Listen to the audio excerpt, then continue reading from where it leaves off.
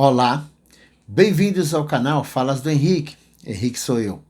A nossa intenção é passar informações de como funciona o plano espiritual. E nesse vídeo nós vamos falar sobre a alma e o corpo. Bom, se você gosta dos nossos vídeos e puder clicar no joinha, vai ajudar a divulgar. Se você não for inscrito, se inscreve e ativa o sininho.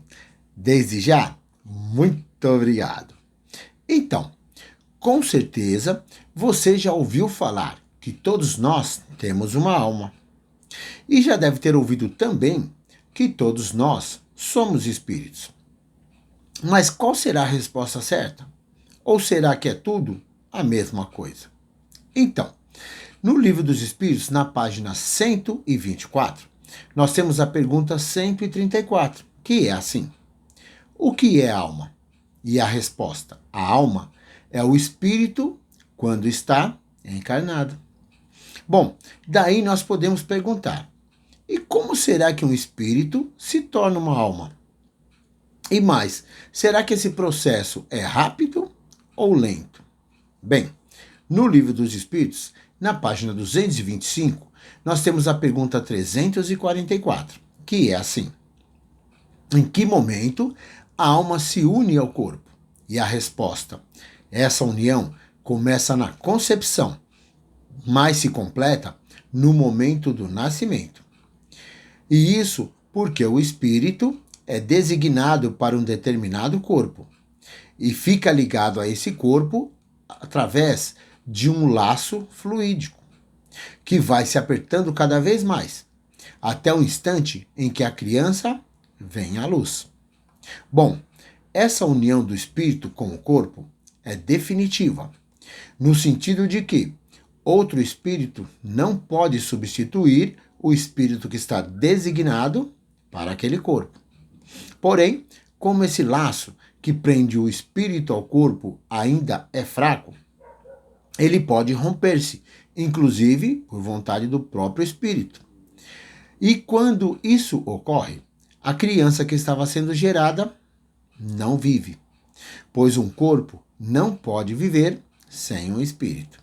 Bem, entre a concepção e o nascimento, o espírito fica apenas ligado ao corpo, mas já começa a sofrer algumas transformações, pois nessa fase o espírito é envolvido por perturbações, e essas perturbações crescem continuamente até o nascimento.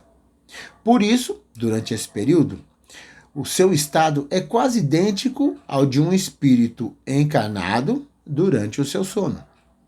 E à medida que a hora do nascimento se aproxima, as suas ideias se apagam, assim como as lembranças do seu passado, do qual deixa de ter consciência, logo que adentra no mundo físico.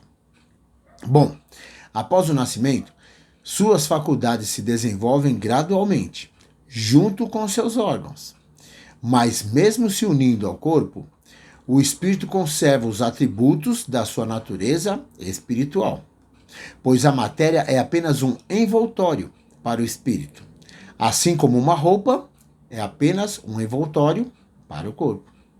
Porém, a grosseria da matéria é um obstáculo para a livre manifestação das faculdades do espírito. Bem, pode-se comparar a ação que a matéria grosseira exerce sobre o espírito como a de um líquido lodoso sobre um corpo que esteja mergulhado nele, onde o espírito perde toda a sua liberdade de movimentos, ou seja, algo semelhante a uma pessoa mergulhada numa piscina de lama. Bem, ainda sobre o recém-nascido, na página 237, nós temos a pergunta 379, que é assim: o espírito que anima o corpo de uma criança é tão desenvolvido quanto o espírito de um adulto? E a resposta: sim, e pode ser até mais. E o que impede a sua manifestação plena é apenas a imperfeição dos órgãos infantis. Não fosse isso, o espírito amadureceria mais rápido. Porém, a grande utilidade para o espírito de passar pelo estado de infância verifica-se no objetivo de depurar as suas imperfeições, pois o espírito, durante esse período, é mais acessível às impressões que recebe, por parte daqueles que estão incumbidos de educá-lo e que são capazes de auxiliarem no seu aperfeiçoamento. Bem, não é por acaso que a criança chora ao nascer, pois o choro é a primeira manifestação da criança no mundo material. E, na verdade, isso serve para estimular o interesse da mãe e provocar nela o sentimento dos cuidados necessários. Pois se as manifestações do recém-nascido fossem todas de alegria, quando ainda não sabe falar, poucos desenvolveriam os cuidados indispensáveis. E na página 238, nós temos a pergunta 385, que é assim: então, o que motiva as mudanças que acontecem no caráter do indivíduo a partir de certa idade e especialmente após a adolescência? E a resposta é que o espírito retoma a sua natureza, que lhe é própria, e se mostra como era realmente antes de reencarnar. Ou seja, a grande verdade é que, não conhecendo o que a inocência das crianças pode ocultar do passado do espírito, e por não saber o que elas são, o que elas foram e nem o que elas serão, a mãe consegue dedicar à criança a sua afeição plena, como se essa fosse uma parcela dela mesma. E por isso ela consegue lhe consagrar todo o seu amor. Bem, a grande verdade é que as crianças são os seres que Deus manda para novas experiências. E para que não sejam condenadas pelos seus erros do passado, Deus dá para elas todos os aspectos da inocência. E ainda que se trate de um espírito de maus hábitos, essa inocência reflete a imagem do que deveriam ser. E se não o são, então a consequência recai única e exclusivamente sobre o próprio espírito. E outra coisa, não foi somente pelas crianças que Deus lhe deu esse aspecto de inocência. Foi também e sobretudo por seus pais. Pois toda criança necessita desse amor. E com toda certeza, esse amor seria enfraquecido e muito se os pais pudessem enxergar na criança um caráter duvidoso. Ao passo que, julgando seus filhos bons e dóceis, os pais dedicam a eles toda a sua afeição e os cercam dos mais minuciosos cuidados. E assim sendo, quando os filhos não precisam mais da proteção e da assistência que lhes foram dispensadas durante uns 15 ou 20 anos, surge então o seu caráter real e individual. E então se conservam bons, se no seu íntimo já eram bons. Mas se não eram, e se os novos ensinamentos recebidos não são suficientes para efetuarem as mudanças, infelizmente, o espírito retoma as suas antigas falhas.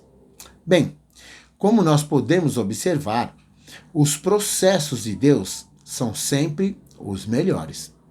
Daí se pode explicar como em alguns lares nascem crianças cujos espíritos possuem hábitos totalmente diferentes dos seus pais, desenvolvendo paixões diversas e inclinações opostas à criação recebida.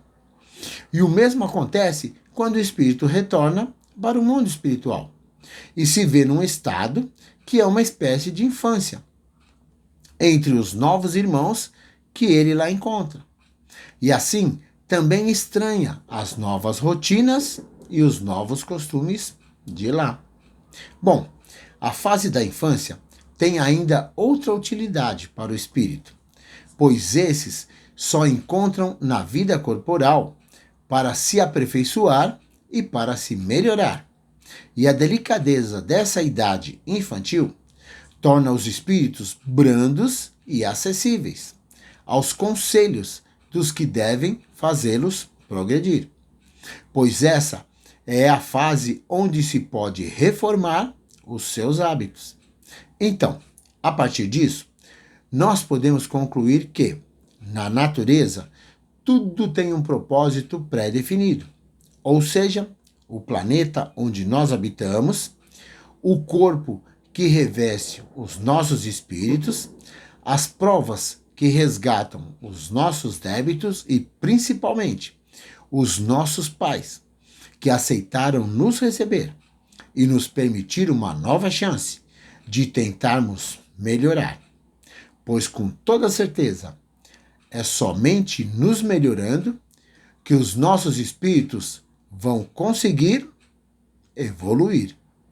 E isso é para a gente pensar. Bom, espero mesmo que vocês tenham gostado e que aproveitem cada informação. Lembre sempre de cada momento bom da sua vida. Até o próximo vídeo. Tudo de bom e muita luz!